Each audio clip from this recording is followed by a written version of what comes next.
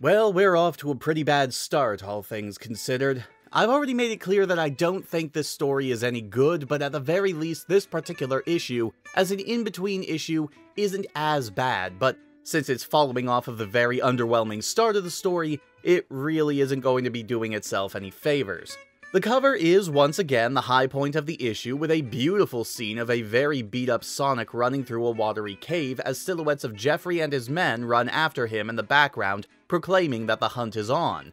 They even go so far as to spray paint the word fugitive over hedgehog in the book title, just for that added oomph. The book opens on another text crawl, this one actually managing to be the most wordy one we've had so far, despite basically only recapping everything that has happened during the first issue.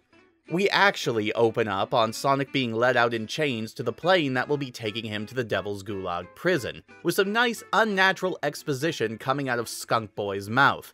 When Jeffrey gets physical, Chuck has to intervene to try and keep things from getting bad as Sonic is loaded up onto the plane, loaned to them by Antoine, and he is carted off to prison. Meanwhile, we cut to a few hours later, where everyone is grieving over everything that happened in the last issue, still in disbelief that Sally is dead and Sonic is the murderer. Which they should be in disbelief, because this is an incredibly stupid plot point, as I well laid out during the last issue, and will continue to lay out in this and the remaining ones too. The only one among them to unequivocally state that Sonic is innocent is Uncle Chuck, fuming and going red-eyed as he has to listen to all of these morons call his nephew a murderer. Cut back to Sonic in the plane on his way to prison, musing about the fact that the king made such a miraculous recovery. Turns out he's not the only prisoner aboard, and his musings are interrupted by Sleuth Dog. Other than mocking our hero, his inclusion in this scene doesn't really add to much, and we immediately see a group of SWAT bots attacking the plane and sending it crashing to the ground.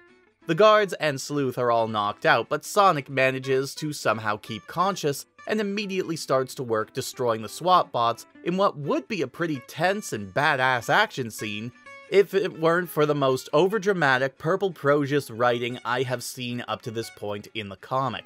The writing that brought us this infamous line: "For the first time in his life, Sonic truly understands the meaning of war.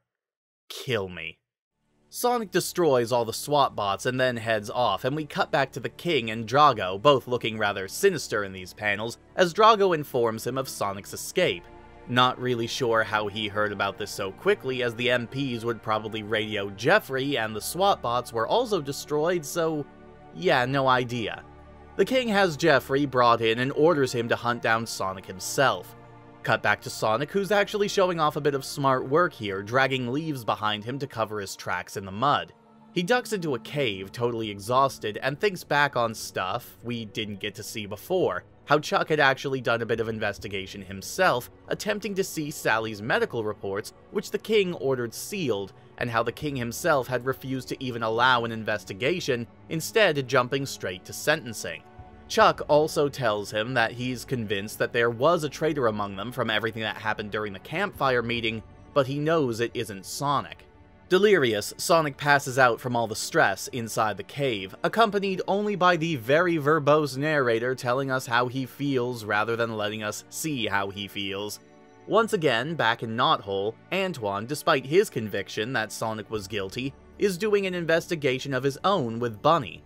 Antoine states that while he does believe Jeffrey is genuine, he's not so sure about Drago, having witnessed the wolf gain a direct audience with the King, despite giving no indication that he was ever in the King's confidence and being from an entirely different pack of freedom fighters. A pack that he's been keeping a wide distance from. They follow him back to Hershey's cabin, and once again Hershey does not get named at all in this comic, and we learn that she's well aware that something's going on with Drago, even suggesting that she was part of his plan, which explains why she never came forward before.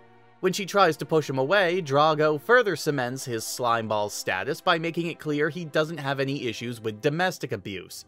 After hearing him hope for Sonic and Jeffrey to eliminate each other, Antoine and Bunny attempt to continue trailing him after he leaves, but are ambushed by him and a group of SWAT bots, who knock out Antoine and grab Bunny. He orders them shipped off to a little project they have going on in Down Under, and then we cut to Sonic again, just waking up in the cave, realizing that he's hearing something threatening from the cave's mouth. And at the mouth is St. John, who gives us a nice little bit of exposition on Tasmanian devils that he's using to hunt down Sonic. Not that they actually help any, as he sends them down one way in the cavern, while he heads after Sonic, using a tracker hidden in his shackle to find him. And he does, and the two of them fight in a 2-page action scene that is really well done, actually.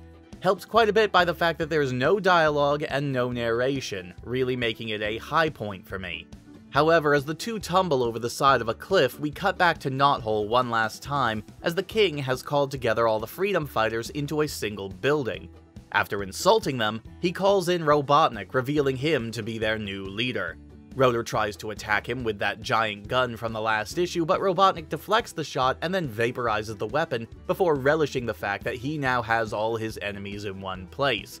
And on that terrifying image, we cut back to the fight between Jeffrey and Sonic, the two of them still going at it even after going over the side of a cliff.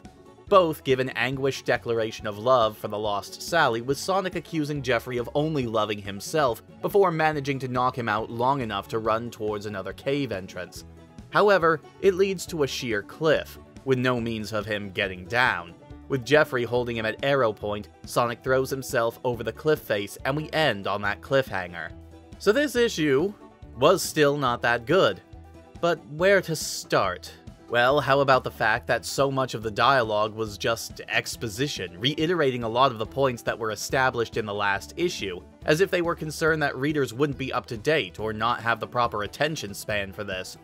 Which leads to a lot of the dialogue feeling stilted and unnatural. Jeffrey is especially guilty of this. And then of course, there's the revisiting of the whole can't believe Sonic murdered Sally plot point, which is so damn hard to swallow. I won't go into that again because I already laid out a lot of my problems with that in the last issue, and I'm sure I'll have to revisit it again at some point because it's such a common plot thread in this comic.